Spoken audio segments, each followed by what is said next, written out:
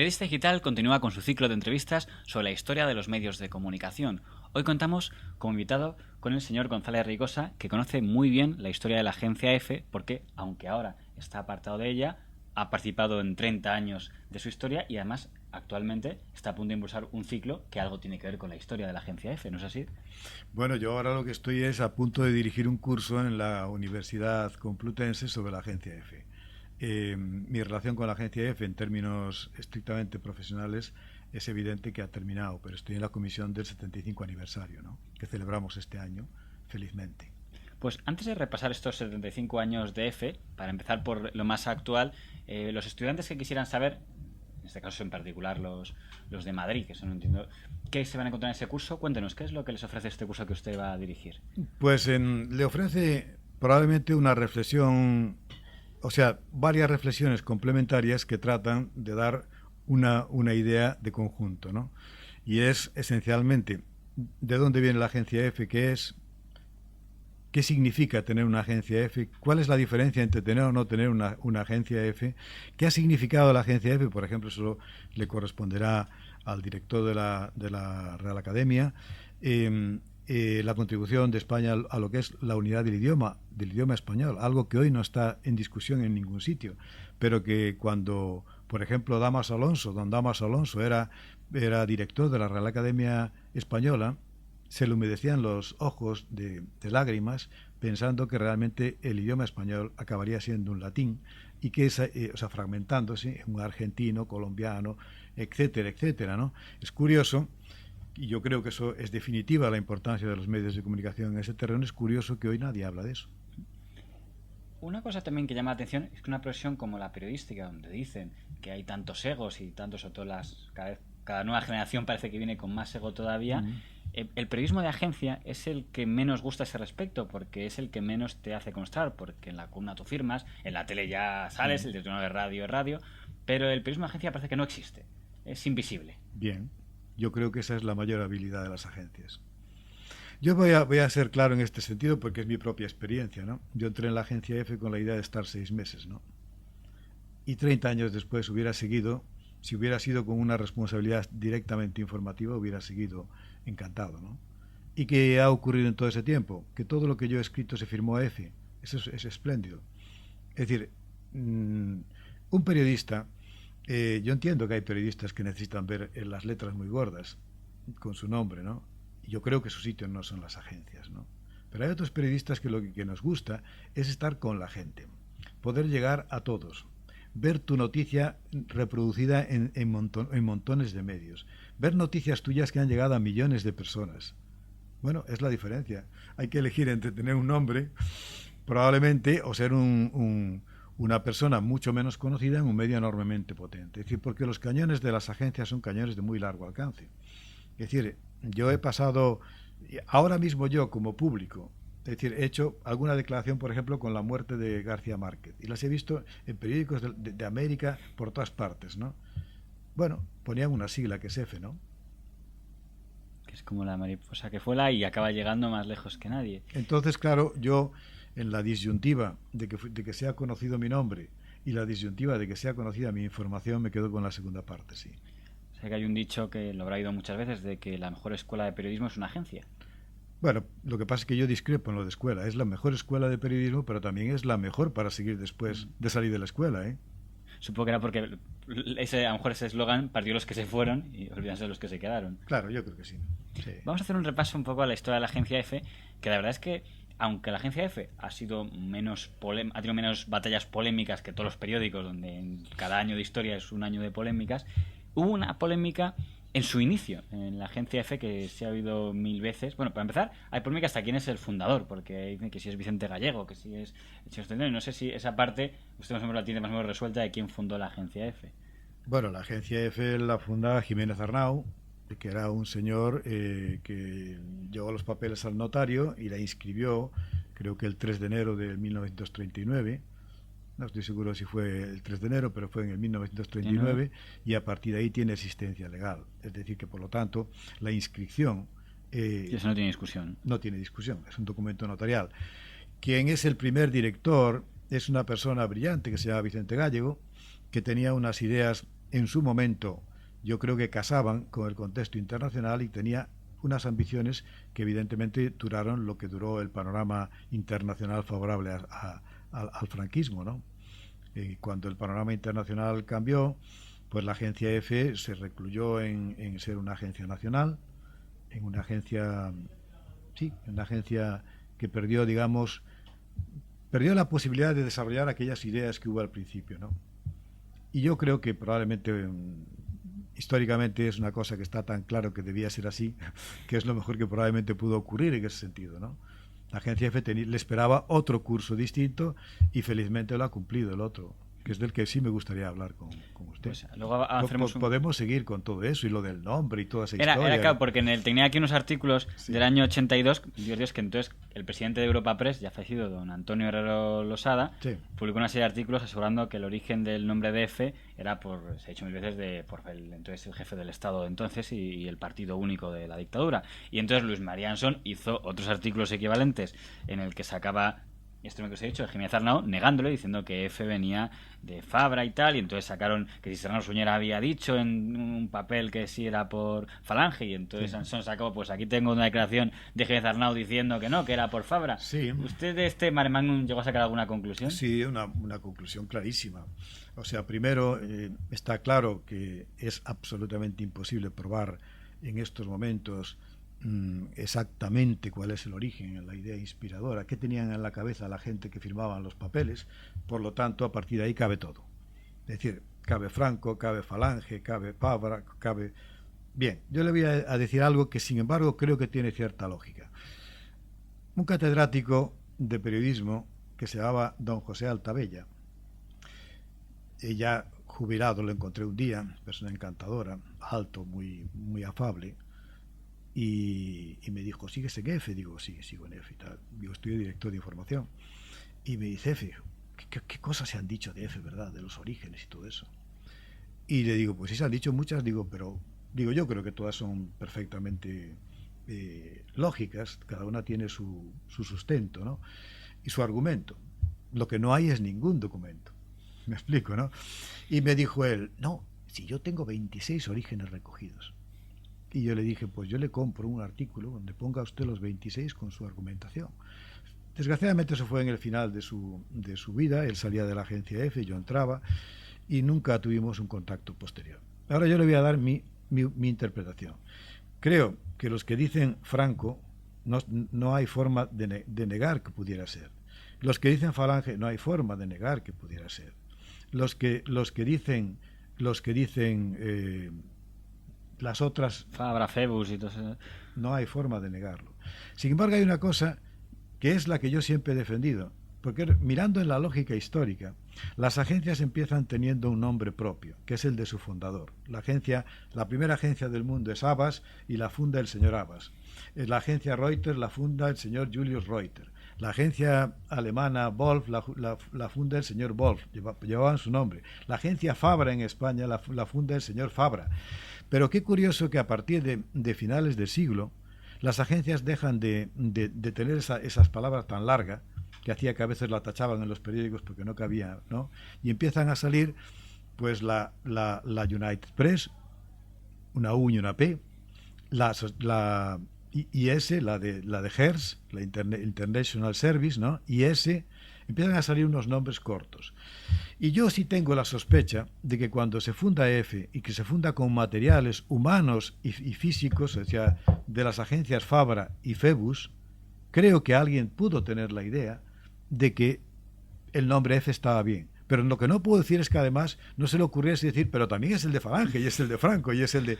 Por lo tanto, yo creo que lo pondría claramente en ese punto de los debates completamente estériles que se pueden hacer, ¿no? Sí, que aunque, pues, como usted lo dice, tampoco tenía por qué ser incompatible unos por otros, podía ser F por todos. No, se lo estoy diciendo. Es que no, vamos a ver, si yo tuviese que apostar un penique, porque no apostaría más, diría que, hombre, en el momento en que se juntan dos agencias que se llaman Fabra y Febus, que tienen orígenes muy distintos, que fueron rivales enconados y que las funden a la fuerza, y que miran, hay que ponerle un nombre, pero tiene que ser un nombre pequeño, ya nada de Fabra, nada de Febus, que a alguien se le ocurra decir, se llaman las dos esto empiezan las dos por F. La siguiente que se incorpora, Faro, empieza por F. La siguiente que se incorpora, Fiel, empieza por F.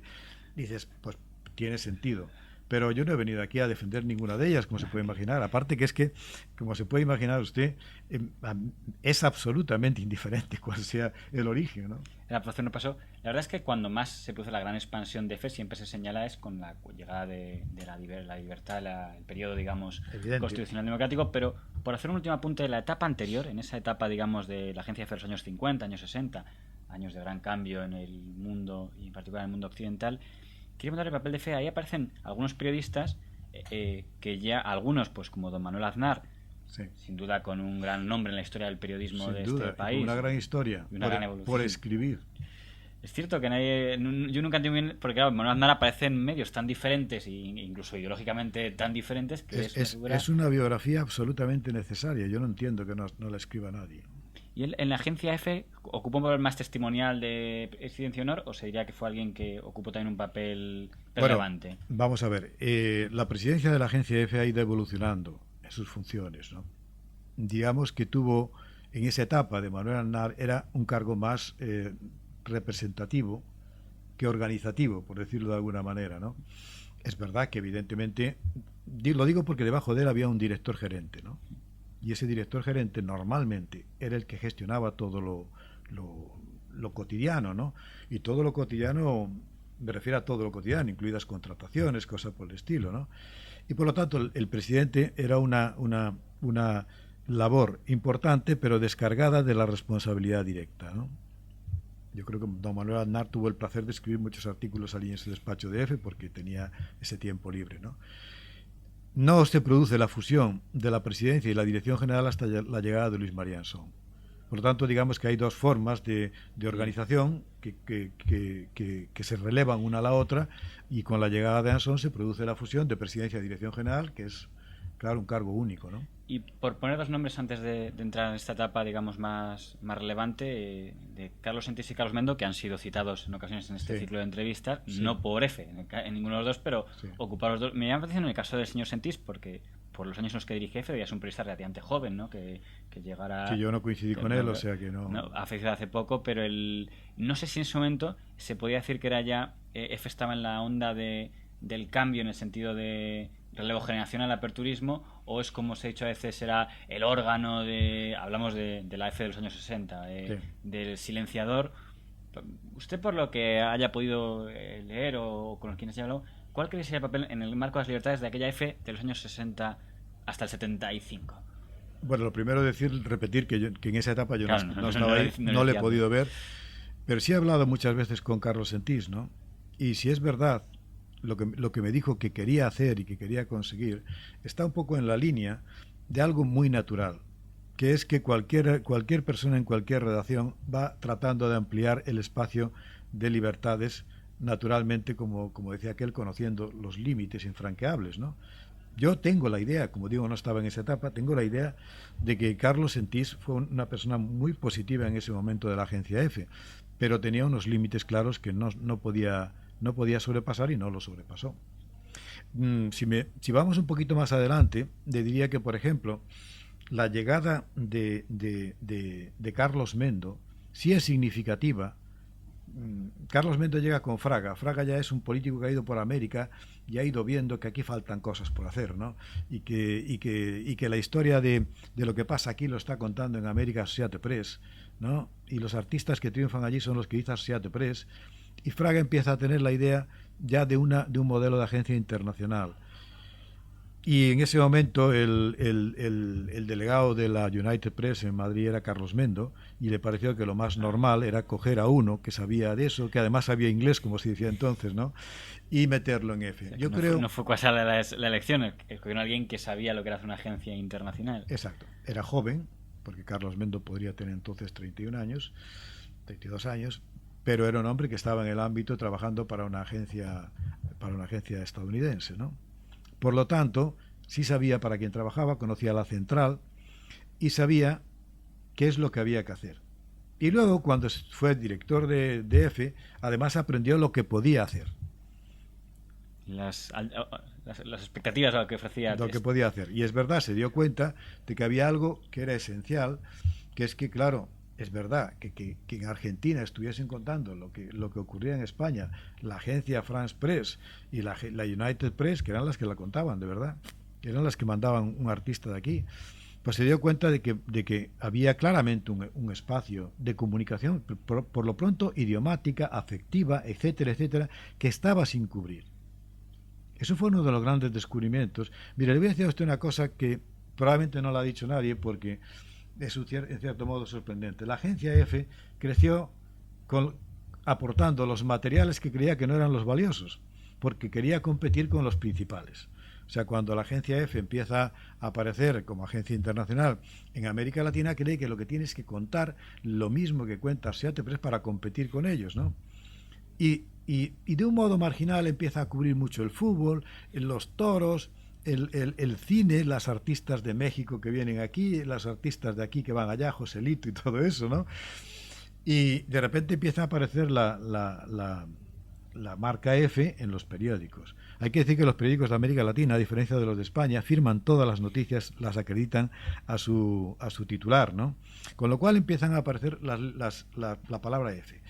Y todo el mundo dice, qué bien, estamos abriéndonos un mercado.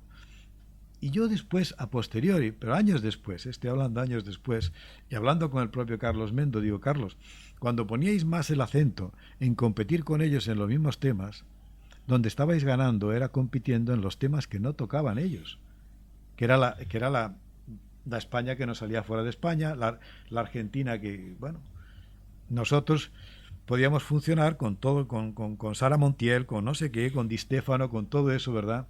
Y empezar a tener un espacio. Yo siempre digo que hemos empezado siendo una agencia complementaria. Nuestro éxito no estuvo en la cabeza de nadie. Nunca nadie definió la agencia EFE Internacional como una agencia complementaria. Pero fue cuando uno ve la historia y ve qué es lo que se publica, se va dando cuenta que la agencia EFE va creciendo en lo complementario, hasta que se puede enfrentar en lo principal. Pero en lo principal, al principio, evidentemente, seguían siendo las otras agencias. Eso que tanto que se habla ahora la marca España, se puede decir que en aquel momento el mayor difusor de España, digamos, o unos mayores de España en el extranjero fue la agencia EFE, ¿no? Bueno, no solo eso, de que yo creo que de ser el mayor difusor, digamos, de la España silenciada, de la España de la que no se hablaba, ¿no? Porque, bueno, las grandes agencias daban las grandes decisiones de gobierno, de consejos de ministros, ¿no? Y las daban, sí, llegaban a América. Pero es verdad que probablemente no llegaba a una entrevista con Luis Miguel Dominguín. Todo lo que era cultura, sociedad... Todo lo que era cultura, sociedad y deporte era algo totalmente descuidado por los demás. Y la agencia EFE, creyendo que donde había que ganar era en lo otro, porque se ve el enorme esfuerzo que hizo EFE por competir, no se daba cuenta, o no fue digamos consciente no fue consciente de donde ganaba era. No fuimos conscientes, porque ahí yo ya estoy y ya después veo que donde hemos empezado ganando de verdad es que logramos darle información a todo lo que era el circuito de una cosmovisión común. O sea, si partimos de que no solo compartimos el idioma, sino que compartimos otras pasiones, ¿verdad? Pues bueno, de esas pasiones no había una información fluida, ¿no? No había información fluida. Decían periódicos de aquí que intercambiaban una entrevista con alguien del otro lado, ¿no? Y no había, en cambio, eso que vino después, claro. Cuando fuimos avanzando como agencia complementaria, nos dimos cuenta que además también era posible avanzar como agencia principal, ¿no? Aunque me interesa más esa entrevista... Eso ocurre ya con la llegada de Luis María Ansón y ocurre ciertamente después de la muerte de Franco, ¿no? Que me interesaba más decir la parte de la expansión, que es la que viene a partir de ahora, pero no me quiero dejar otras polémicas, quizá también un poco intrascendentes, pero sí. Que también a los periodistas les gusta mucho a algunos buscar polémicas. Siempre ha habido mucha polémica, y no sé si está en su momento, ¿por qué EFE no dio la primicia de la muerte del dictador y por qué se la dejó a la competencia? Es curioso, se ha contado 50.000 veces, pero hay un interés verdadero en no enterarse. O sea, la muerte de Franco, que se produce a las 2 de la noche, a las 4, ya no me acuerdo ahora, que ya pasa el tiempo y ya no se acuerda uno de esas horas, es evidente, incluso hasta sospechable, que pudiese ser la agencia EFE quien primero tuviese esa noticia, ¿verdad? Es como Pero, una lógica que la debe tener. sí, yo diría que hay una lógica en eso. Y sin embargo, quien la da primero es Europa Press. Y esta es la realidad histórica. Ahora usted me dice, ¿y qué pasó? Yo no estaba allí, pero hay elementos que sí entiendo. Cuando un jefe de un turno de noche, que no es un turno vivo como el día, ¿no?, recibe la noticia de la muerte de Franco, dice, si me columpio esto es letal, ¿no?, y trata de tener una segunda confirmación. Y esa segunda confirmación fue letal para nosotros, para la agencia EFE. Es tan simple como eso. Por la prudencia de ser EFE. Tuvimos nosotros primero la noticia y no la dimos primero. Y eso es todo. Ahora, como los debates son eternos, apasionados, y yo es que, claro, he pasado tantos años ahí, he tenido amigos en Europa Press, los he felicitado 40 veces por esa información. Hay un hecho real, la dieron ellos primero, no hay más que hablar. Pues vamos a entrar ya a la etapa que la gente habla siempre como el gran salto adelante. O sea, una de las que dieron primero. Dieron alguna más también primero. Pero la agencia EFE dio muchas más primero, ¿vale? Quizá ha quedado, digamos, en la historia de Europa Press siempre como su gran triunfo de aquel día. Es que lo es. Ese día, en la agencia EFE, ocurre un pequeño desastre, ¿no? La competencia entre agencias, aunque internacionalmente Europa Press tenía poco que hacer frente a EFE. Yo he aprendido en esta vida que las explicaciones son casi siempre humanas. Y los fallos, no sé si hay fallos divinos, pero sé que hay fallos humanos. Una de las cosas que se atribuye contaba usted antes, que cuando llega Simon Son se produce esta fusión o este cambio de modelo de dirección, que es que haya un presidente director, que es, para que lo entendamos, un presidente ejecutivo directamente. Totalmente, con todos los poderes. Que supongo que se presumía por la figura, la textura que tenía Simon Son, que no iba a ser una presidencia honorífica. Exacto. Y se señala una serie de puntos. Uno de ellos es el de que se atribuye como que se acaba con el colonialismo informativo, de que fueran conocidas, más o menos lo ha contado ya, noticias de fuera a través de una agencia española y no a través de las agencias, pues las que ha mencionado usted, de Freud. Otra que se cita es la desaparición de las marcas alternativas. Se destruye se prescinde de la marca Cifra, se prescinde. ¿A qué obedece eso? Quizá a defender la marca EFE como... Yo creo que hay una cosa que la explicación creo que la ha dado Luis Marianson y por lo tanto debe ser la correcta. Yo creo que es muy simple, ¿no? Cuando la agencia EFE se define como agencia mundial, las agencias mundiales tienen un nombre, no tienen 18. Cuando estás en el franquismo, y supongo que trataban de dar la apariencia de que eran distintas todas, había una que se llamaba Fiel para reportajes, Cifra gráfica para fotografía, Cifra para nacional, EFE para internacional. Eso parece que daba una variedad. Imagen de pluralidad, ¿no? Exacto, daba una imagen de pluralidad en el periódico. Luis Marianson llega, mira los modelos internacionales, en eso es enormemente inteligente, o sea, mira los modelos internacionales y dice... Y luego encuentra una cosa, que eso es un añadido, que él mismo ha dicho, que es primer viaje a América, se encuentra con que la palabra EFE en América no pregunta a nadie por su origen. La palabra EFE en América es el nombre de una agencia que tiene 3 letras, como la United Press International, como la Associated Press, o sea, France Press, AFP, que tiene 3 letras. Y que además publica en los países que tienen los regímenes más distintos, sin ningún problema. Lo mismo en Panamá que en Argentina. Que se identificaba, decías EFE y ahí no había esa pregunta histórica. Nadie le ha hecho nunca la pregunta histórica en América. ¿De dónde viene EFE? Y una cosa, el comité intercentros se dice que es otra cosa que importantísima de esa etapa. Pero claro, sí. a los que no saben mucho el tema, ¿por qué fue tan importante ese comité intercentros? Bueno, yo creo que lo más importante en la primera fase, fue que el proyecto de la agencia fuese comprendido dentro de la propia agencia, ¿no? Es decir, yo creo que Luis Marianson viajaba a América y venía con unas ideas que exponía con enorme brillantez, pero es que había una agencia deseosa de apuntarse a esas ideas, ¿no? A esa idea que además era una idea de crecimiento, ¿no? Lo primero que hace Luis Marianson, entre otras muchas decisiones que adopta, es acabar con estos periodistas pluriempleados que tenían 6 horas en EFE, 2 en no sé dónde, otro en el Ministerio del Aire, ¿no? Pasamos a ser todos de 8 horas y plena dedicación. Había oído, no sé si está unido esto, de que... Eso el comité de empresa, quiero decir que todo eso lo fue entendiendo perfectamente. Yo creo sencillamente porque veía veía que el horizonte se podía llegar o se podía no llegar, pero el horizonte era ese, el otro no existía, ¿no? Hay que pensar que en aquel momento se estaban cerrando agencias en España, se cerró Piresa. La pregunta podía ser, ¿y por qué no se cierra EFE? Y Logos, que era la de la editorial católica, también desapareció, no sé en qué momento, Sí, pero claro, que, sí. exacto, sí, la COPE, ¿cómo se llama? La agencia que pasan los años, la agencia, no me sale ahora. ¿Cuál había otros? Hasta Piresa Frente que cierra, Logos, que era la editorial Logos, que cierra. exacto, Logos también, claro. En ese momento hay gente que pide naturalmente el cierre de EFE para limpiar todo, como diríamos, ¿no? Y que salga con una sigla nueva y un tal.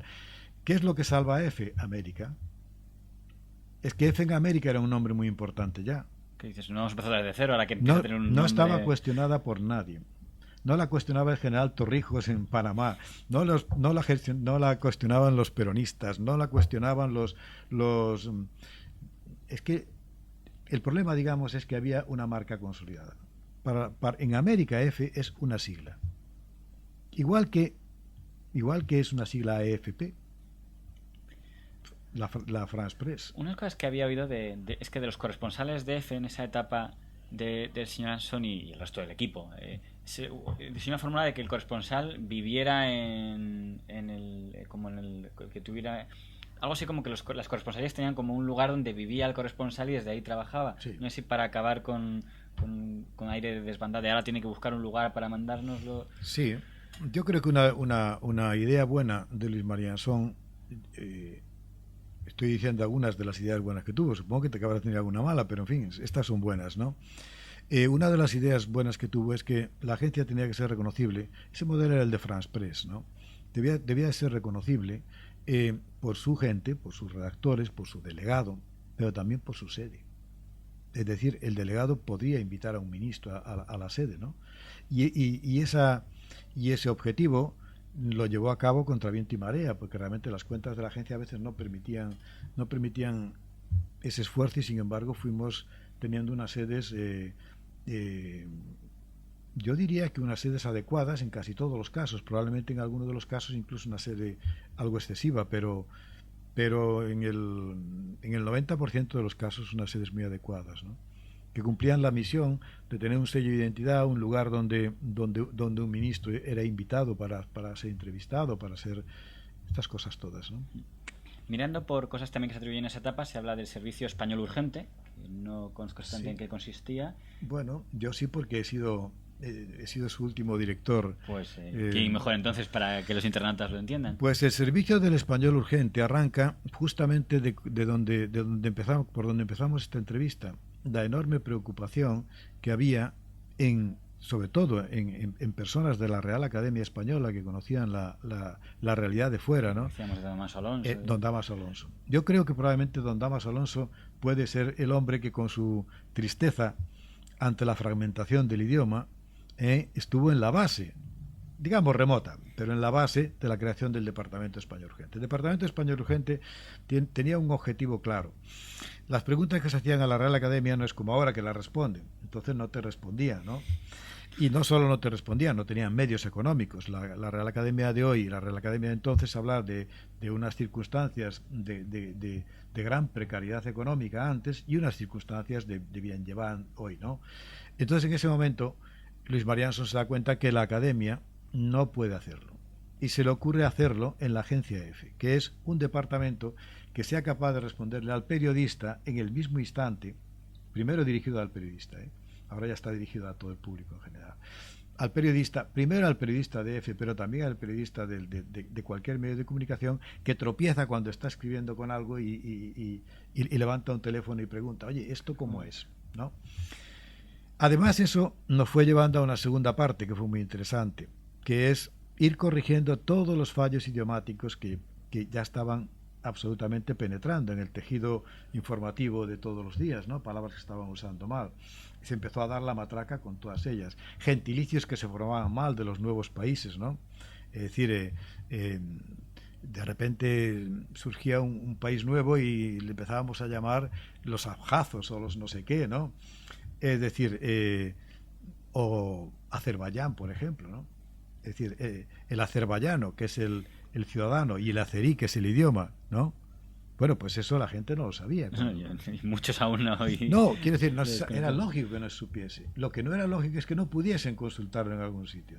Y entonces, Luis María Anson lo que hace es traer unos académicos, crear un departamento español urgente en la agencia EFE, donde estaba don Lázaro Carreter, donde estaba el presidente entonces de la Real Academia, me vendrá el nombre, donde estaba Luis Rosales, donde estaba gente de enorme peso, capaces de responder en tiempo real una pregunta que se produjese. ¿Y trabajan allí se reunían cada semana en la agencia EFE. Y las preguntas se reunían a la semana, pero había un equipo permanente de lingüistas que daban las respuestas cotidianamente. Es decir, que tú llamabas a las 9 de la mañana y había alguien que respondía. Se adelantaron a su tiempo en lo de Internet, pero... Nos hemos adelantado, sí. Y ese servicio fue un servicio enormemente valorado, porque es verdad que la gente pues está escribiendo y lo que decíamos de azerí y azerbaiyano, ¿no? O sea, dice, ¿cuál de las dos me quedo, no? Es que no son lo mismo. Una habla del idioma y otra habla del ciudadano. Y es verdad que aunque era para todos, en el caso concreto de F, un error de esa naturaleza que se repita luego en 1000 periódicos de Cuenca, no tiene mucha lógica que fuera el lugar donde más se cuida el lenguaje. Luego además empezamos a pasar unas noticias por F, que eran noticias cuando veíamos que ya los periódicos repetían un fallo, se repetía con demasiada asiduidad, ¿no? Empezamos a meter unas noticias que decían no tal palabra no significa esto, y los periódicos empezaron a publicarlas en los recuadros. No, como noticia en los periódicos. Muchísimos periódicos de España han publicado noticias del Departamento de Español Urgente diciendo que se está usando mal esto, esta palabra no significa esto, esta palabra no se puede conjugar de este modo, etcétera. Pues por cambiar un poco de tercio... Podía contarle muchas anécdotas, porque claro, ha habido muchas, pero yo creo que está dicho lo esencial. Además, ¿no? Los que merecería la pena. Hoy, como sabe usted, es una fundación autónoma en este momento. Ya no forma parte de... en este momento es una fundación con participación del Banco Bilbao Vizcaya Argentaria, que ha sido enormemente sensible a esta idea y que creo que por otra parte es una idea que le honra y que le beneficia, porque realmente es una defensa directa de la... Eso sí que es una defensa directa de la unidad del idioma, ¿no? De que no empiecen a usarse palabras de un modo u otro en cada sitio, independientemente de que un sitio de repente digan, por ejemplo, el Fondo Monetario Internacional va a cortar el grifo y en otro país titulan va a cortar la canilla. Eso no era el problema. No, el problema de la disgregación es cuando una palabra ya no es inteligible para el otro y entonces empiezas a hablar de otro idioma. Bueno, hoy no se le ocurre a nadie la fragmentación del idioma español. Y yo creo que todo esto ha tenido, como no he venido aquí a exagerar, digamos que ha tenido una importancia limitada, pero definitiva. Relevante. Yo creo que sí. Cuando estuvo aquí don Graciano Palomo, que también trabajó una parte al frente de la Sección Nacional de EFE, él nos contó del periodo Anson una cosa que yo no acabé de entender, que él dijo que fue muy rentable para EFE. Dijo, la compra de palacios por el mundo, de la que se ha vivido durante mucho tiempo en la agencia EFE. Claro, a mí me suena un poco inmobiliario el tema. Vamos a ver, yo creo que esa frase de Graciano Palomo, no debo ser yo su intérprete, no sé bien lo que ha querido decir. Vamos a ver, las casas que EFE, las sedes que EFE ha tenido en el mundo, tuvieron un enorme valor representativo. Si usted me dice, tuvieron un enorme valor periodístico, hombre, pues no, eso ya es discutible, ¿no? Es decir, que usted esté en un piso en Nueva York, allí en su piso haciendo las noticias. Ahí con una máquina de Claro, escribir. la noticia puede hacerla igual. No, yo hablo de un nivel representativo. Es decir, en Panamá todo el mundo sabía dónde estaba la agencia EFE. La agencia EFE te recibía allí. El delegado de la agencia EFE estaba allí. Tal, sí, digamos que yo creo que en el nivel representativo la defensa es clara, ¿no? Que es discutible luego, que puede ser discutible, que lo han discutido, porque realmente yo nunca he entrado en esa ni a favor, es que no he entrado ni a favor ni en contra. No, pero realmente sin posicionarse, es verdad que no es lo mismo si usted es el delegado de EFE, pues yo que sé, en Costa Rica no es lo mismo invitar al embajador a un piso, ¿no? Que si tienes una oficina, ¿no? Claro. Eso sí que es, yo creo que sí. Diferente. Y luego yo creo que la ironía de Graciano puede venir porque es verdad que después algunas casas se vendieron y probablemente algunas con algún beneficio incluso, ¿no? Pero es que eso no es el negocio de la agencia, ¿no? Hemos cambiado de sede en varios sitios, sí. ¿Verdad? Que empezaron en... Espronceda, digamos, las conocidas, porque antes era Alaya, ¿no? La primera fue Alaya. Empezó en Ayala 5. Después se pasa a Espronceda. Espronceda 32, 34. Y ahora siguen, ya me he perdido. No, ahora estamos, pues buena pregunta, porque como yo no voy, no sé la calle, pero en fin, es aquí, está céntrico, Cerca está de bien, Chamartín. está al lado de la estación de Chamartín, ¿no? Un episodio que está en la historia de todos los medios de comunicación y siempre con sus debates, el 23F. Hay una cosa que nadie puede negar, que es que las fotografías que todo el mundo ha visto mil veces del 23F, de Tejero encañonando a la de la Villa, todo el Congreso, son de la agencia F, y es un punto que incluso Ma- a día de hoy en la historia, sí, sí, los fotógrafos están vivos, Manolín y Barrio Pedro, sí. que no sé muy bien si es verdad o no la leyenda de que se escondieron los negativos o cómo los pudieron Sí, sacar, uno lo sacó en el calzoncillo y el otro en el zapato. que es historia viva del periodismo. Bueno, yo creo que son dos brillantes periodistas que, entre otras cosas, además de tirar fotos, saben que hay que intentar llegar con ellas a la agencia, porque si no, no hubiera valido para nada, claro. Hubiera sido una imagen muy diferente del golpe de dicen que hay, no sé a qué están hablando allí y tal, que si tienes la foto del guardia civil con el bigote y el tricornio en la tribuna del Congreso, que entonces es bastante gráfico para todo el mundo lo que está pasando ahí dentro. Esa foto se ha publicado en todo el mundo. Pero hay un debate que es verdad que esto es más, no afecta tanto a F quizás, sino a la figura del presidente de F, que se especuló mucho con las reuniones de F. Ha habido algunos historiadores, Jesús Palacios o tal, que decían que si había reuniones desde antes de F, de si eran reuniones de conspiración, reuniones...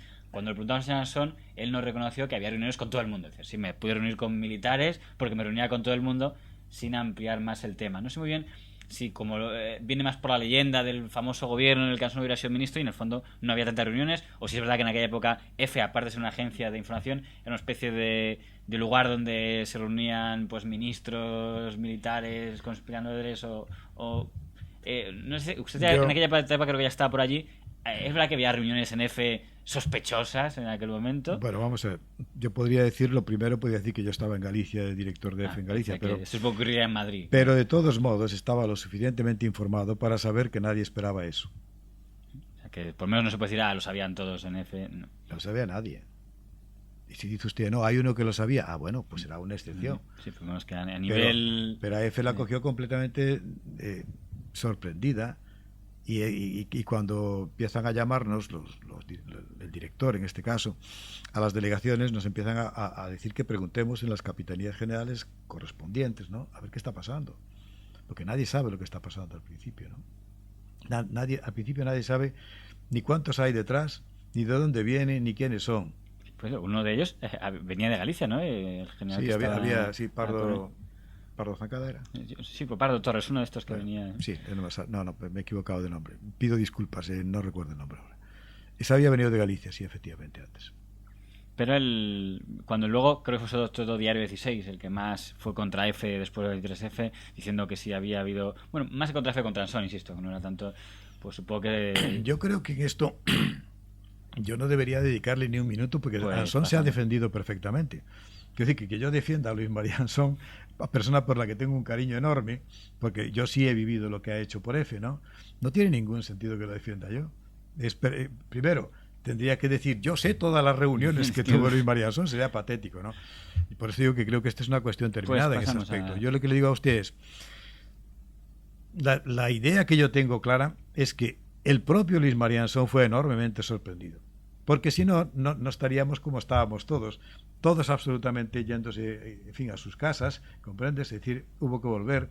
Yo acababa de irme porque estaba con 38,5 de fiebre en Santiago, acababa de llegar a casa, me había metido en la cama y me levanté, llegué a la agencia F, me senté, llamo a Madrid, me dicen lo que está pasando, lo que creen que está pasando. Veo una noticia que Valencia está tomada, llamo al delegado en Valencia, que se llama Tomás Álvarez, y me dice, le digo, ¿qué está pasando ahí? Bueno, nada. Y digo, ¿tienes a alguien delante? Y dice, sí. Digo, vale. Estaba a punta de pistola casi. No estaba a punta de pistola. Había llegado un militar muy elegante y muy tal, que se sentó enfrente de él y punto. Le mandaron tomar posesión en el sentido de sentarse enfrente, se sentó, hubo una llamada posterior diciéndole que volviese, se marchó. No hubo pistola ninguna. Pero lo que quiero decir claro es que si eso no es prueba de que por lo menos todo el conjunto está sorprendido. Claro, yo cuento lo mío. Yo llamé en La Coruña a Capitanía General inmediatamente, como se me ordenó, claro, y me dijeron que no sabía de qué hablaba, que no sabían de qué hablaba yo. Y digo, no, diablo de eso de lo que está saliendo en bueno, todavía no había salido en televisión, pero el discurso del rey es después, ¿no? Digo, hablo de lo que está pasando en el Congreso. Dice, nosotros aquí no tenemos nada que ver con eso. Cada uno vivió su experiencia. Y le vuelvo a decir, yo creo que no merece un minuto más que yo defienda a nadie. Pues vamos a la siguiente etapa de la agencia F. Hay que decir que cuando estuvo aquí don Félix Pacho, que también ocupó puestos en la agencia F, él definió la etapa... conmigo, por cierto, sí. Pues él definió la etapa que estuvo entre el señor Ansón y el señor Palomares, que creo que llega en el 86. Creo que entendí algo así como que separó un poco esa etapa de expansión que luego continuó a partir de 86. Sí. ¿Le parece que es justificado que en esa etapa, digamos, se suavizó quizá esa expansión durante unos 4 años? Bueno, yo creo que hubo un problema claro. Llegó un nuevo presidente, el señor Ricardo Trilla, que se encontró con unas cifras incómodas para trabajar.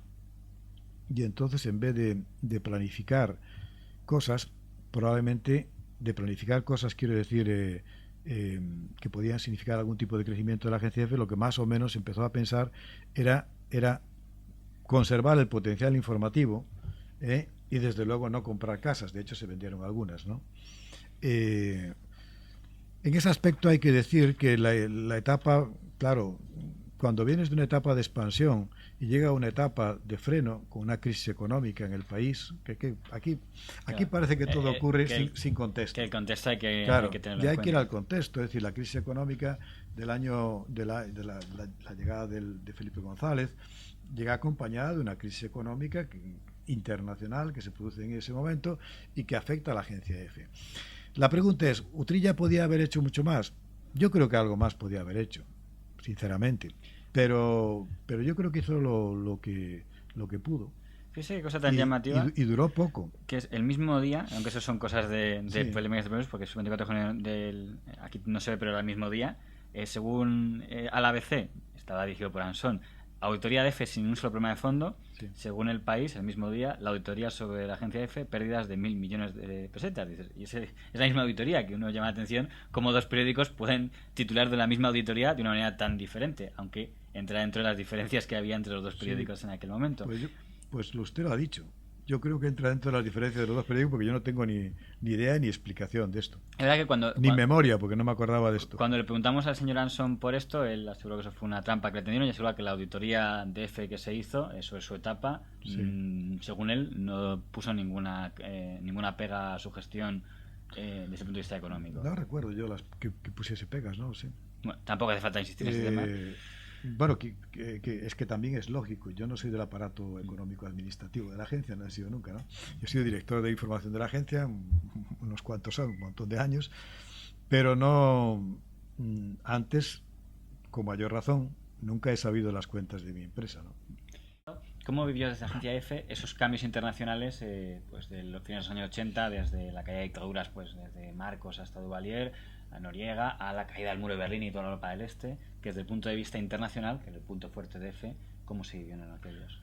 Bueno, nosotros eso ya lo vivimos felices, porque ahí ya éramos grandes.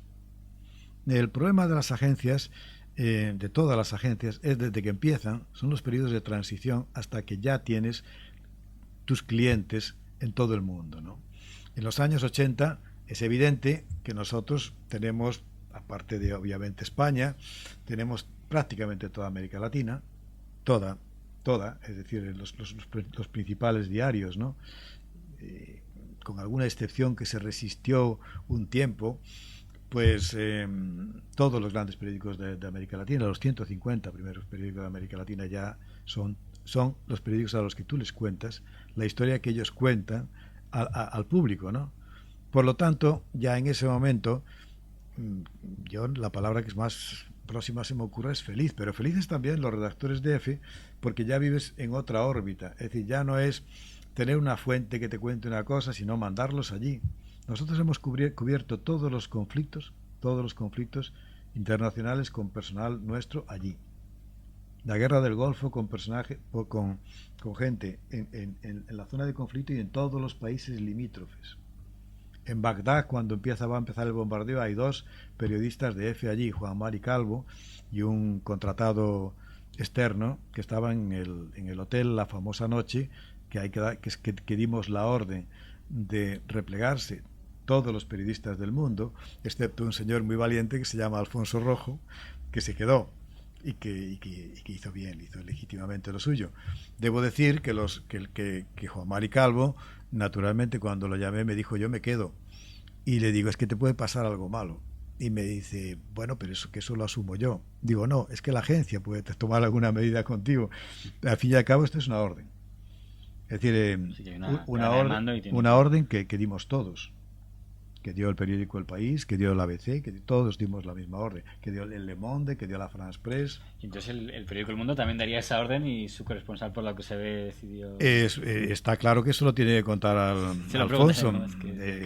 Como está cerca, igual... Lo que es cierto, y yo lo digo, son Alfonso Rojo y Peter Arnett los que se quedan allí, ¿no? Una curiosidad en cuanto a funcionamiento interno... Pero quiero decir que todo el conflicto habíamos estado allí. Nosotros salimos cuando dicen: es que las bombas van a caer sobre Bagdad y no es posible poner a salvo un hotel, poner a salvo un... Sí, que no sabes ya ahí... Exacto, bueno, y eso además quien toma la iniciativa es el gobierno español. El gobierno español es quien llama a los medios. Y te van a caer bombas fuera... Sabemos que va a pasar esto y queremos que los periodistas de EFE estén fuera. No queremos periodistas españoles muertos ahí, es un heroísmo estúpido, ¿no? Una curiosidad en cuanto a funcionamiento... No es un heroísmo estúpido, porque si puedes decir esto, ¿qué dirá Alfonso Rojo? Sí. Bueno, pero sí me oye, que algunos pueden pensar que era innecesario... Ellos pensaban que era un heroísmo estúpido, quiero decir. El gobierno cuando... No, para mí fue una conversación muy desagradable, por ejemplo, eso, ¿no? Con Calvo. Claro. Juan Mari Calvo es un hombre que hizo todo lo posible para forzar quedar, y hice todo lo posible para forzar que se viniese. No yo, Alfonso Sobrado Palomares, presidente de EFE, y yo, director de información. Los dos hablamos con él. En aquella época, por cierto, soportaba presiones la agencia EFE, digo, porque como uno de los responsables de información, si había presiones o bien del partido entonces en el gobierno, eso que dicen del gobernista, o bien de los partidos de la oposición, o bien de los partidos nacionalistas, o bien de la Casa Real, ¿había usted en su etapa al frente de informaciones, la agencia EFE padecía algún tipo de presión? Yo creo que se tienen las presiones que se consienten. Y se lo digo así de claro, ¿no? O sea, yo cuando me dicen: ¿le habrán presionado a usted mucho? Digo: pues a mí no me han presionado mucho, pero debe ser porque tengo respuestas incómodas ya de salida, ¿no? De esas de: perdón, ¿qué me quiere decir? Y suele haber un cambio en el diálogo. Dejan caer algo, estás diciéndome algo, sí, y ya se lo yo sinceramente repliegan. Yo creo que alguna vez intentaron decirme algo, sí, yo creo que sí. ¿Nos puede dar una pista o estaría dentro del off the record? Pero además cosas que probablemente incluso tenían cierta lógica, pero que a mí me olían mal, ¿no? Es decir, a mí me olían mal cuando alguien me dice: mira, va a haber una noticia muy importante tal día, y lo importante de verdad, lo que debe ir en la cabeza, y ya le digo: perdona, lo que debe ir en la cabeza lo leerás al día siguiente. Esto sí ocurrió con un ministro, por ejemplo, ¿no?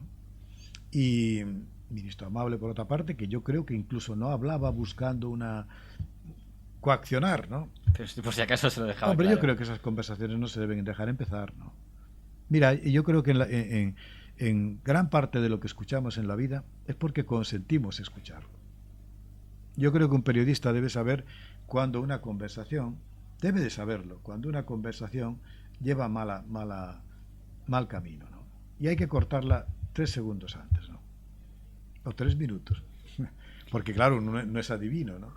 Y una curiosidad que decía antes, en el caso de la agencia EFE ha sido bastante estable en sus distintas etapas. Quizá el único momento en el que hubo cierta inestabilidad interna fue cuando hubo una especie de cabeza bicéfala entre el señor Palomares y el señor Aguilar, que duró, me parece, desde el 89 hasta el 90. O sea, fue un año, me parece, que hubo una división. 2 años y pico, sí. ¿Qué falló allí? Pues bueno, tampoco supongo, quizá una cuestión personal en la que no me hace plantear, o una cuestión de que ejecutivamente que haya un director y luego un director informativo era algo extraño. Yo creo que no hubo nada extraño. Es decir, vamos a ver, extraño sería decir que en ningún lugar del mundo hay un conflicto entre directivos. Es verdad, hay un conflicto entre el presidente y el director de información. Incluso la palabra conflicto no sé si es la adecuada, ¿no? Digamos, diferencias. Hay un momento de diferencia, exactamente, ¿no? Las diferencias, normalmente, de este tipo de diferencias, tienen una salida normal. de entendimiento, ¿no? Si usted me pregunta, yo era director adjunto de información. O sea, está bien cerca en aquel momento. Era el número 2 de Miguel Ángel Aguilar, persona a la que tengo un enorme cariño y admiración, y con la que he aprendido mucho. Y era, por lo tanto, el tercero en esa línea, llamémosle, informativa, ¿no?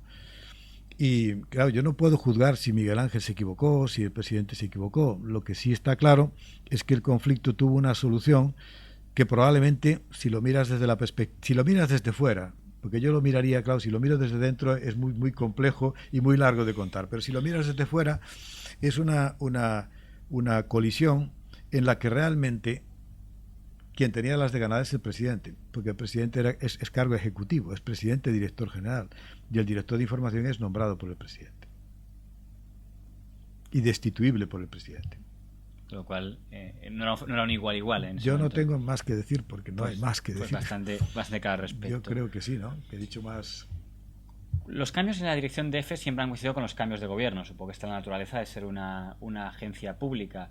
Una empresa pública. En el caso de la televisión española siempre se dice que cuando hay un cambio de gobierno hay lo que es un poco quizá excesivo cuando usamos esa palabra, pero si usamos como se habla de la purga, ¿no? De que todos los... Claro, no tiene connotaciones siberianas, se refiere a un relevo de los cargos directivos en televisión española cada vez que hay un cambio. Usted que ha habido dos cambios, y quizá en este cambio además, en el cambio del PSOE al PP del 96, como había sido ya una figura usted destacable de EFE, lo viviría más de cerca. ¿Hubo ese tipo de que llega el nuevo equipo y releva a todos los que están en el equipo anterior? En este caso... Vamos a ver, yo creo que ahí hay que ser muy cuidadoso, porque es verdad que hay relevos, ¿no? Y también que es verdad que hay una conciencia de relevo. Lo explico de un modo muy sencillo. El día que uno entra en la agencia F de presidente, sabe quién le nombra. O sea, lo nombra la SEPI, pero lo nombra el presidente del gobierno, la presidencia del gobierno, ¿no? En todo caso, el visto bueno del presidente del gobierno, no una palabra, ¿no? Cuando entra. Es evidente que si no tiene mala memoria, cuando hay un relevo, debe de sospechar que pueda ocurrir lo mismo, de un modo, digamos, natural. Yo preferiría que no ocurriese, lo digo claro, estoy fuera, ahora lo puedo decir todo, ¿no? Pero es verdad que esa es la lógica que está en este momento, que se impone. Y la verdad es que luego los cambios son mucho menos de lo que parece, ¿no? Es decir, usted ha puesto un ejemplo y lo tomamos por ejemplo, ¿no? Alfonso Sobrado Palomares, cuando gana el Partido Popular, él está esperando que le comuniquen el relevo, y como no le comunican, él manda una carta ya poniendo a disposición el cargo. Es decir, no hay esa especie de llegan y toman las posiciones, desembarcan las armadas. No, es mucho más natural. Yo era director de información y llega el nuevo presidente y me recibe en el despacho y me dice: me gustaría que continuases conmigo. Y digo, yo es que creo que no es conveniente. Vamos a ir a comer. Y prepara una comida con el anterior presidente, Alfonso Palomares, y conmigo y él, ¿no? Y en un restaurante, en cuyo restaurante todavía tiene que figurar allí en el libro que yo firmo como testigo y director de información, que continúe en la siguiente etapa, ¿no? Lo que pasa es que es verdad, yo continué. Sí, de hecho, no hay director hasta un año después, que es cuando llega... Yo continué un año, sí, continué un año. Es poco habitual. Es poco habitual y yo creo que hubiera sido mejor que yo creo que en ese año he sido extremadamente útil, porque es verdad que yo soy un profesional exclusivamente. Yo trabajo solo para EFE, eso lo tengo clarísimo, ¿no? Y por lo tanto, esos errores que se comete el que recién llega, que inevitablemente comete porque escucha a 2 en vez de escuchar a 200, ¿no? Eso se evita efectivamente con que el director de información, por ejemplo, quede un año.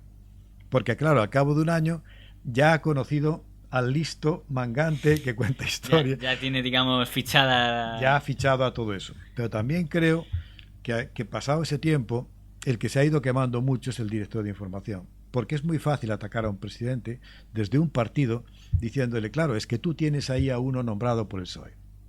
¿Me explico? Es todo eso que sencillamente se puede resistir, se puede sobrellevar, pero es verdad que hace que los relevos tengan una cierta lógica, ¿no?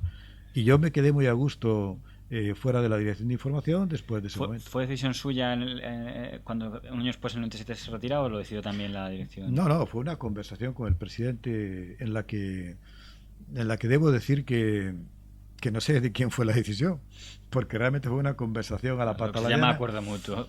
Sí, donde él me contó cosas que le habían dicho fuera, ¿comprendes? Gente del... Curiosamente, yo siempre tuve en el PP la defensa de todos los que me conocían, pero los que no me conocían no. Esos hablaban de un socialista infiltrado y cosas por el estilo. De los claro. partidos políticos. Entonces yo creo que, yo creo que recuerdo perfectamente los puntos esenciales de la conversación con el presidente, y fueron esos. O sea, esto, tú no tienes por qué estar recibiendo estos ataques. Yo no tengo por qué estar aquí en una posición que si nombras a uno que haya sido algo en el equipo anterior, parece que es que ya estás colando uno de los tuyos. Ese no es mi juego, ¿no? Y entonces me quedé todavía un año más como asesor ejecutivo, y después pasé a lo que ya fue la maravilla, que fue pasar a ser director de publicaciones, análisis y estilo, donde estaba el Departamento Español Urgente. Por eso digo que lo dirigí, lo llevé, ahí sí que fue quedar fuera de la información como hacedor, pero no quedar fuera de la información como seguidor. Es decir, yo hacía unos controles todos los días de publicación, hacíamos allí, que pasaba naturalmente a la dirección, de noticias más importantes, cómo habían sido tratadas, todo eso. Contabilidad de América, hacíamos un seguimiento de medios de comunicación de América para saber si estábamos subiendo, bajando. Como además digo, los periódicos americanos son muy de agradecer que siempre aparece la sigla, excepto en los de Brasil, que ponen al principio del periódico las agencias con las que trabajan. Los demás ponen el nombre de la... Y entonces haces y de repente pues ves unos resultados asombrosos. A mí eso me gustaba mucho, ver esos resultados. Y se los pasaba a la dirección, claro. Hay una polémica que no le afecta a usted, pero en cierto modo sí. Lo explicaré. Ya no estaba usted, pero se usó el argumento de etapa anterior, que es que en el año 99-2000, ahora se habla mucho de ERES, pero se pusieron unos pioneros en SNF, no voy a entrar ahí, pero eso le corresponde a don Miguel Platón. Pero unas cosas que nos comentó para justificar por qué había, digamos, un sobredimensionamiento quizá de personal o de TLFs, es que en la etapa anterior, por el tema de Telemadrid, FAI cometió muchos excesos. Y se habla del Departamento de Información por algún tipo de acuerdo con Telemadrid. Confieso que estoy hablando de cierta ignorancia, porque a mí me dejaron caer esas pinceladas, pero no entendí muy bien si es que cuando se crea Telemadrid fue EFE la que se encargó de hacer los informativos. ¿Hubo algún? No, vamos a ver. Telemadrid hace un concurso para sacar para sacar Telemadrid, un concurso de ubicación, de medios y de todo eso. A ese concurso se presenta la agencia EFE.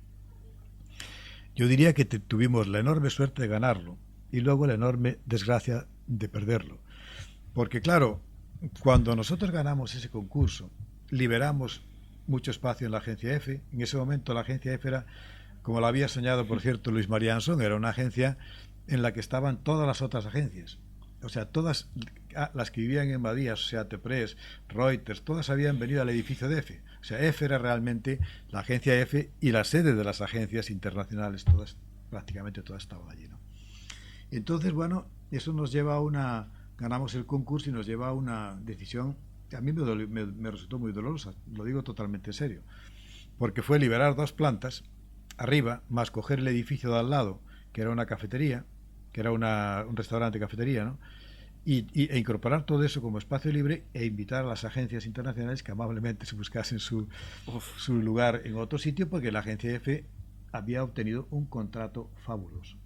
Y cuando digo fabuloso, no digo por la rentabilidad, sino por la posibilidad de crecimiento que nos daba, porque al lado de Telemadrid nosotros fuimos creciendo como agencia de televisión y pasamos a ser una agencia de televisión, que empezamos a servir a otras televisiones de España, la televisión valenciana, etcétera, las televisiones que iban conectando con nosotros. Con lo cual se abrió el horizonte de una agencia que, además de ser de texto, de fotografía, de radio, iba a ser también una agencia de televisión. Todo eso te va llevando a algo que no debiera ser. Pero claro, tú piensas que realmente Telemadrid se va a quedar siempre, ¿no? Y de algún modo la gente que va cumpliendo años la vas metiendo en plantilla. Lo cual es muy humano. A lo mejor lo que hay que ser es muy inhumano. Pero lo normal es que tienes una persona que lleva 6 años, ¿no? Y otra que ha cumplido 3 años, que ya tiene, que tienes que prescindir de ella o meterlo en plantilla, tienes unas negociaciones con el comité y vas aflojando como es natural, ¿no? Como es natural, porque estás creciendo, porque estás obteniendo una rentabilidad económica, porque estás ganando un dinero que no tenías y que ahora tienes. Bien, ¿qué ocurre cuando se van? Pues que nos quedamos con una plantilla en cierta medida, digamos, sobredimensionada para la contratación que seguíamos teniendo. Seguíamos teniendo Telecinco, los informativos, teníamos... Pero claro, tener toda una televisión y dejar de tenerla cuando se van, pues tuvo un balance que en el aspecto de personal, la verdad es que nos lanzó para siempre. En ese aspecto ha quedado para siempre ya un departamento de televisión. Pero es verdad que sí hubo un sobredimensionamiento de gente, ¿no? Pues ha quedado clara la duda que teníamos. Sí, yo creo que esa es la situación. Luego, aparte de eso, también es verdad que en la agencia se había ido acumulando, porque claro, la agencia, las empresas, como yo digo siempre, debían de crecer el número de personas cada año fijo. Eso debería ser fijo, ¿no? Y no crecer en un año o 2 años, porque entonces entra una generación, pero esa generación luego va cumpliendo años juntos, ¿no? Y de repente la agencia EFE se encontró con un colectivo de periodistas que habían entrado en la etapa de expansión, pero que estaban en los 60 años, ¿no? Pues ya terminando, perdón, no sé si tiene algún comentario, ya no estaba, pero por lo que se dijo del papel de la agencia F el 11M, o ahí no tiene ningún comentario sobre otras esas jornadas 43F que son, digamos, más tensas e imposible. Sobre el 11M. Sobre el papel de la agencia F durante las jornadas del 11M. No se me ocurre nada. No, tampoco, nada especial, quiero decir, nada. Porque digo, para los que entonces llevan informativos, supongo que debe ser bastante locura, como para todos los medios. Sí. Pero un intento de ponerle un poco en aprietos. Hemos mencionado que la etapa del señor Son podía ser como de expansión, en la etapa del señor Trilla podría ser, digamos, un poco más suavizar esa expansión. Si tuviera brevemente que usar alguna palabra... Y la de Palomares, claro, que ha sido de una consolidación... Palomares, digamos, consolidación. De consolidación absoluta. ¿Gonzalo se atreve ahí a usar alguna palabra para ese periodo? No, yo creo que yo tengo una gran simpatía personal con Gonzalo. Yo creo que cometió quizás... vamos a ver, las personas tienen cada una su carácter, ¿no? Ah, sí, pues decía por la gestión, ¿no? Como... Sí, no, digo, tiene su carácter. No, es que el carácter es el destino. Es decir, entiendo. Ya Miguel Ángel intentó no hacer un ERE hasta que las cuentas le impusieron un ERE. Por lo tanto, la gestión esa que hizo no fue la deseada por él, ¿no? Cuando uno entra en una empresa, le toca lo que le toca. Te toca etapa de expansión, pues al señor Gonzalo no le tocó una etapa de expansión en ese aspecto, le tocó una etapa dura, y lo digo en el sentido de que yo le he visto sufrir enormemente por tener que afrontar un ERE. Él no lo hubiera elegido.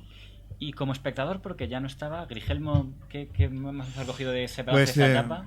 Pues claro, yo de Grigelmo no puedo hablar porque él entra, me ofrece la presidencia de la Fundación de Español Urgente, yo le digo, yo prefiero irme, yo creo que son muchos años ya, y salgo. O sea que conmigo ha sido extremadamente amable, conmigo ha sido extremadamente correcto, sigue siendo correcto, deferente y amable, y no puedo juzgar su etapa porque yo no he estado dentro, ¿no?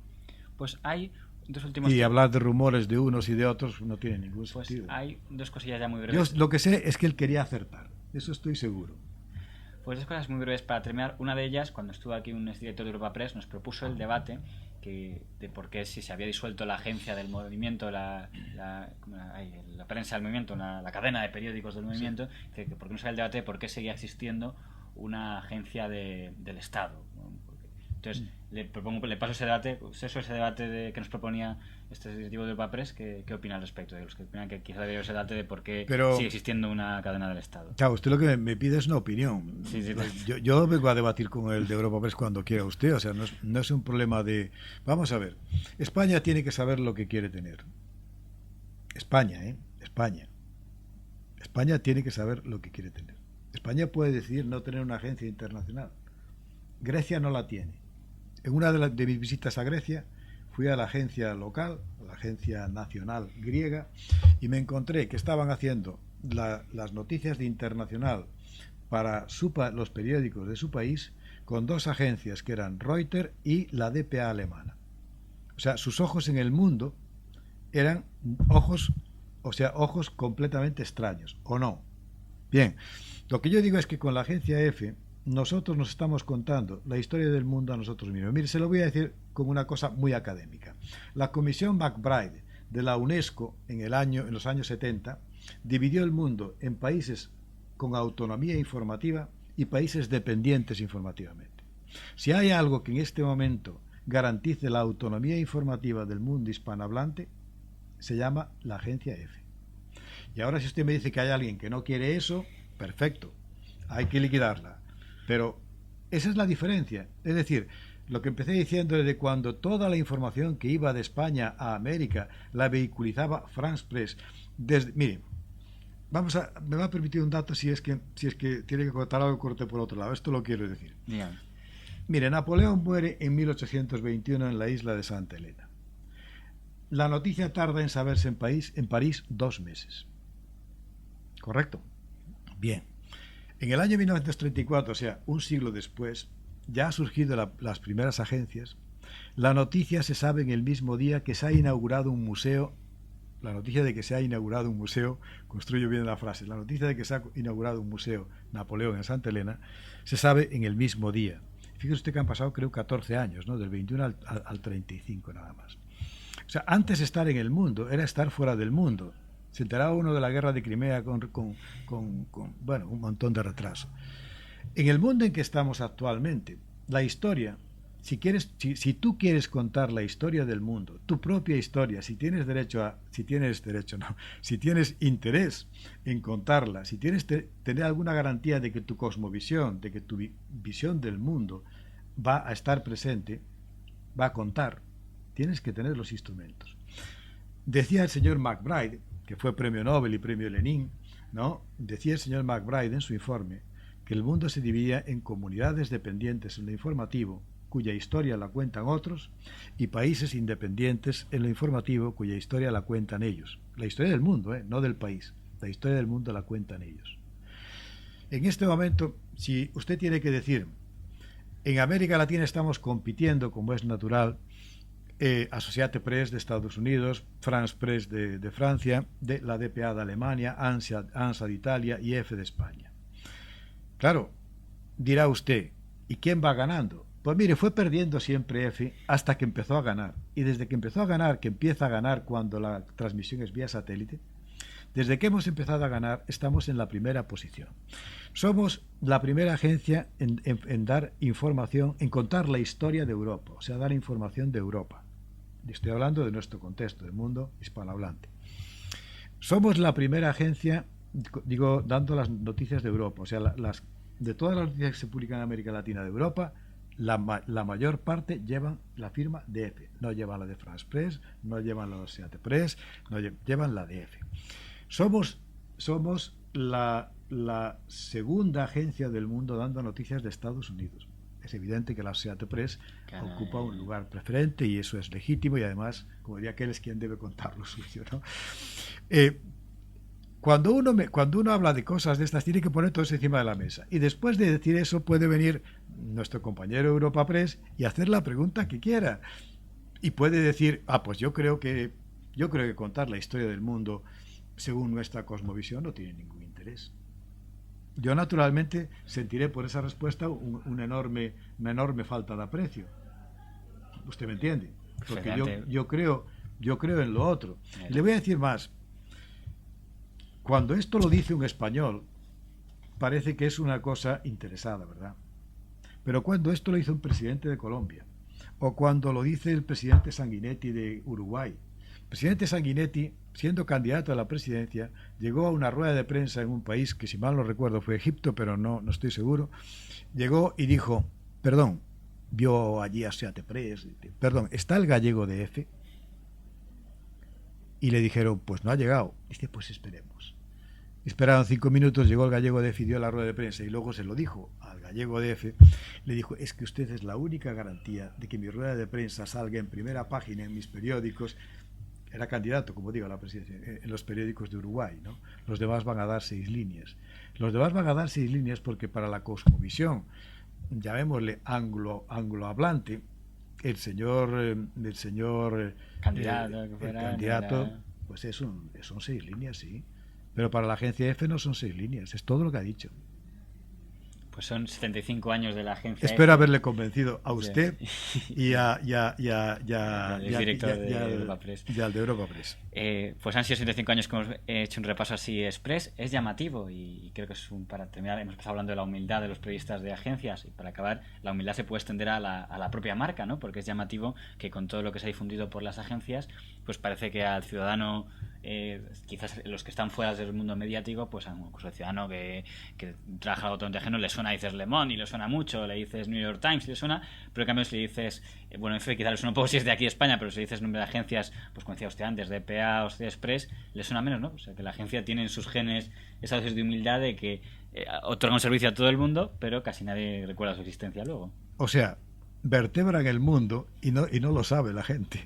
No lo sabe la gente, pues la gente que acaba de leer Le Monde, ¿no? Y claro, cree que todo eso de Le Monde es suyo, pero quien ha traído gran parte de esa información ha sido la agencia France Press en ese caso, ¿no? Pues don Carlos, mucha suerte en el curso que va a empezar. Que muchas gracias. Bien, y gracias por haber compartido este rato con los internautas de Periodista Muchas Digital. gracias a vosotros y hasta la próxima. Espero no sea la última.